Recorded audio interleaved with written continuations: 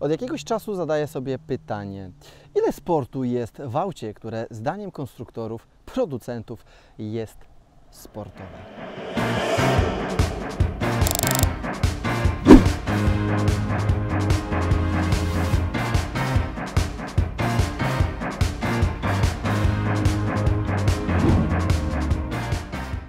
Czy autem sportowym możemy nazwać samochód, który posiada 600 koni? Czy sportowe auto może przewieźć w komfortowych warunkach rodzinę z punktu A do punktu B? Czy sportowe auto może ważyć 2 tony? I czy sportowe auto może zrobić to?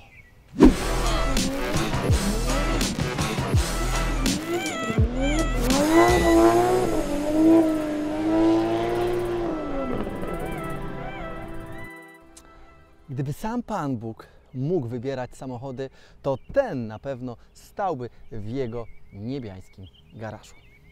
Cechą charakterystyczną tego auta jest to, że ma 612 koni i to, że ma możliwość oddania całego momentu obrotowego na tylną oś. Mam aktywny drift mode i spróbujmy zobaczyć, co tu się robi.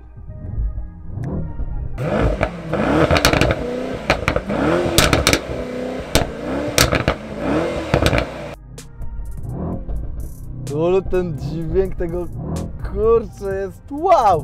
Niesamowity. Zobaczymy, na ile jesteś sportowym samochodem Mercedesie. O, palę gumę! Dwuja, truja, palę gumę. O! Hamulce są bardzo mocne. Ale zarzuca tył. Dziki strasznie samochód, nie do opanowania w tym trybie driftowym. Tyle, ile idzie mocy na tylną oś. Jeszcze nie jeździłem samochodem, który tyle ma na tylnej osi. Boże święty, nie dam rady opanować tego auta. Halo! Po prostu jadę jak jakiś nienormalny. Boże święty, dodam tylko lekko gazu, a po prostu ten samochód z dziczą jakąś masakryczną chce mi się wyrwać spod... Słuchajcie, muszę trochę odpocząć.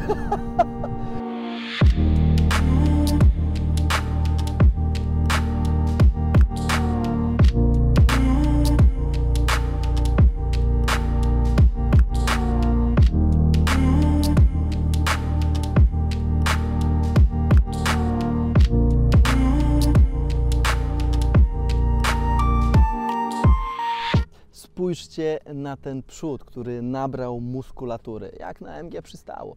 Zadziorny, potężny grill, który emanuje złem, mimo że to auto Boga. Linia boczna jest smukła i nie budząca kontrowersji swoim zarysem. Z tyłu zaś piękny dyfuzor, w którym są osadzone wydechy, przez które wydobywa się piekielny dźwięk V8.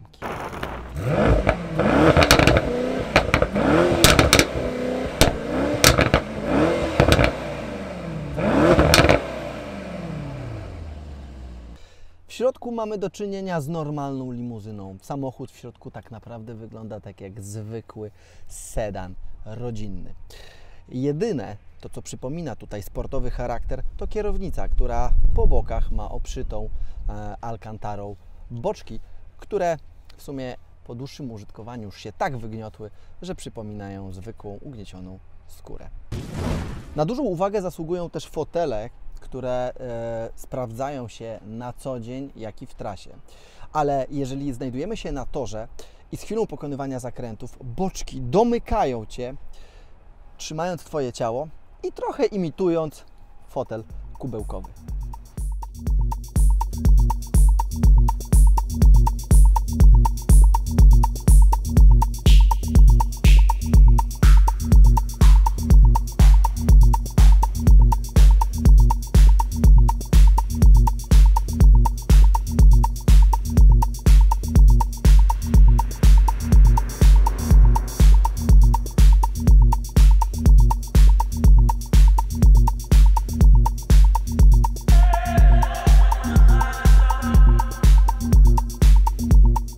To co sprawia, że Mercedes jest aż tak wyjątkowy, aż tak sportowy?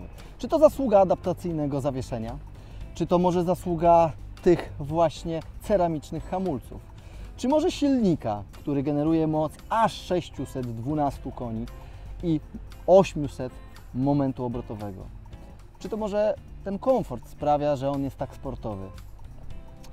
Zastanawiam się, ale odpowiedź może przyjść wtedy, kiedy przejadę się po torze. Jedziemy. W związku z tym, że nie mogę wtrafić w drogę jeżdżąc w drift mode, postanowiłem pojechać z załączonym systemem, załączonym oczywiście przednią osią i zdać Wam normalną relację. Dobra, ruszamy. Strasznie mocno wybudowuje ten moment obrotowy, który, jakże wiecie, musi napędzić te 2 tony. Skrzynia działa bez zarzutu i szybko. Hamulce ceramiczne, które są zamontowane w tym aucie, no, z dużą łatwością, ale też między innymi w pocie czoła pracują, żeby wyhamować jakże ciężki, 2-tonowy samochód. Na tym torze ten samochód bardzo, że tak powiem, ma dużo problemów, bo tu jest próba zrywu i hamowania, więc jakby opony, które są zamontowane, dostają mega wciery. 4S na torze, na suchym torze dobrze się sprawdza, ale szybko schodzi, więc jakby pozwolicie, że zrobię jeszcze jedno okrążenie i odpocznę. Moment generowany przez 4-litrowy turbo doładowany, podwójnie doładowany, generujący 800 Nm jest masakryczny. Napędza te 2-tonowe cielsko strasznie. Powiem Wam, że w trybie race ten samochód się napędza w taki sposób i tak się układa w tych zakrętach, tak jakby ktoś mu odłożył 200 lub 300 kg na półkę z chwilą włączenia trybu race. Naprawdę, czuć tą uwagę, ale agresja i moment obrotowy, jaki jest w tym samochodzie, jest naprawdę dosyć oszałamiająca. Ale powiem Wam, ilość newtonometrów jest na tyle duża, że strasznie przyhamowuje ten samochód z chwilą, kiedy masz kontrolę trakcji włączoną. Z jazdą, jeżeli chodzi o tylko sam tył napęd, jest tak dużo momentu obrotowego z tyłu, że naprawdę na takim małym, ciasnym torze nie umiem sobie poradzić, a z drugiej strony nie jestem drifterem, żeby takim wielkim cielskiem iść boczurem. Kurczę, fantastyczny samochód, ale powiem Wam szczerze, jest pewno ale zaraz Wam o tym opowiem. Wow. Jak w każdym odcinku znajduję w samochodzie testowanym kilka minusów. W tym natomiast rażącym takim minusem jest ta dźwignia zmiany biegów. Samochód kosztujący niebagatela ponad 600 000 złotych ma taką dźwigienkę, która jest montowana w A-klasie czy nawet w Tesli. Drugi minus jest cała ta oczywiście skrzecząca, plastikowa deska rozdzielcza. Kurczę, mogliście się trochę postarać. Kolejny minus to, że ta ramka znajdująca się w tym miejscu jest blisko kamery i czujników, które znajdują się po boku. Sam Mercedes jest tak wyczulony na punkcie bezpieczeństwa, że te właśnie czujniki powodują czasami, że zatrzymują Ci samochód. One po prostu widzą przeszkodę w postaci oczywiście tej ramki i nie pozwalają ruszyć autu ze skrzyżowania. To trzeba poprawić.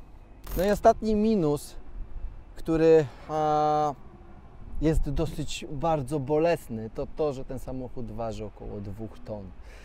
Nie będę Wam mówił dokładnie ile, ale naprawdę czuć tą masę w tym aucie. No i przyszedł moment na zrobienie czasu Mercedesem. Duża, ciężka, ale za to szybka limuzyna na torze przynajmniej na tym nie zrobi dobrego czasu, bo ilość zakrętów i prostych jest nieadekwatna do jej mocy.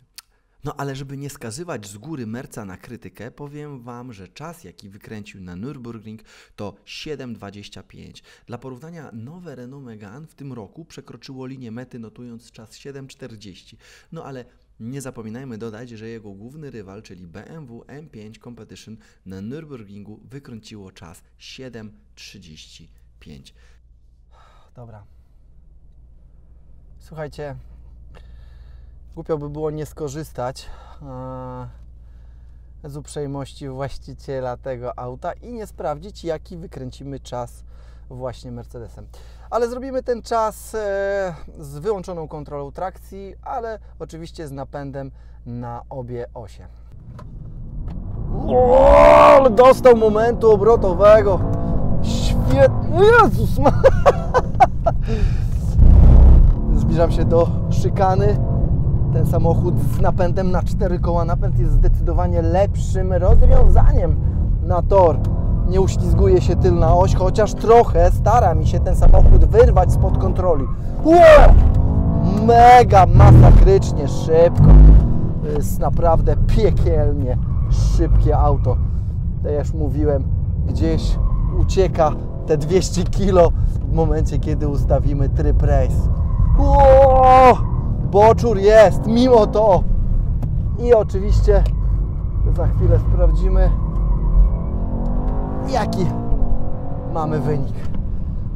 Wynik, jaki zrobił Merc, to 0,47 sekund. Słuchajcie, czas na kilka słów podsumowania. Może się pewnym ludziom narażę, mówiąc, że Mercedes w takim wydaniu jest szybki, bezwzględny, bardzo ekskluzywny i komfortowy, ale nie jest ani wyczynowy, ani sportowy. I nazywanie go samochodem sportowym mija się z celem. Dlaczego? Po pierwsze, jest za ciężki, żeby mógł pokonywać zakręty tak jak jakaś rajdówka, czy też wyścigówka, czy też auto wyczynowe o podobnej mocy, czy też napędzie. Jest dużo aut, które dają zdecydowanie więcej uśmiechu na twarzy i kosztują zdecydowanie mniej. Ten samochód kwalifikuje do samochodów, które chciałbym mieć w garażu, nie tylko ja, ale wystarczyłby samochód, który by miał mocny silnik dieslowy, bo tak samo bym mógł się tym samochodem przemieszczać i mógłbym, powiedzmy, też między innymi szybko jeździć po krętych drogach, czy też w trasę. Ogólnie ten samochód nadaje się tak naprawdę do tego, żeby z punktu A do punktu B przemieszczać się szybko, nie oszczędzając oczywiście paliwa, no i oczywiście móc nadać szyku na mieście. Słuchajcie, tymczasem żegnam się z Wami, widzimy się w kolejnym odcinku, wpadajcie na Instagram, tam bardzo dużo się dzieje, no i oczywiście byłbym zobowiązany, żebyście dali lajka i subskrypcję, wcisnęli dzwoneczek, żeby być z nami na bieżąco, ale oczywiście się w kolejnych odcinkach bardzo dużo będzie działo. Strzała, cześć! Okej. Zadziorny, potężny grill, który wyloty powie...